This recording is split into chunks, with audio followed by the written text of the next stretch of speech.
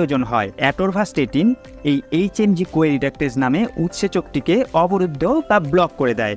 ফলস্বরূপ অ্যাটরভাস্টেটিন রক্তের খারাপ কোলেস্টেরল যেমন LDL এবং ট্রাইগ্লিসারাইডের মাত্রাকে কমায়, সেই সঙ্গে ভালো কোলেস্টেরল অর্থাৎ HDL এর মাত্রাকে বাড়ায় এবং আমাদের শরীরের বিভিন্ন কোলেস্টেরলজনিত সমস্যাকে নিয়ন্ত্রণ করতে সাহায্য করে। এবার অ্যাটরভাস্টেটিন ট্যাবলেটের ব্যবহারগুলি সম্বন্ধে জেনে নেওয়া যাক। অ্যাটরভাস্টেটিন ট্যাবলেটটিকে রক্তের উচ্চমাত্রার কোলেস্টেরল নিয়ন্ত্রণে অর্থাৎ হাইপারলিপিডেমিয়ার চিকিৎসায় ব্যবহার করা হয়ে থাকে।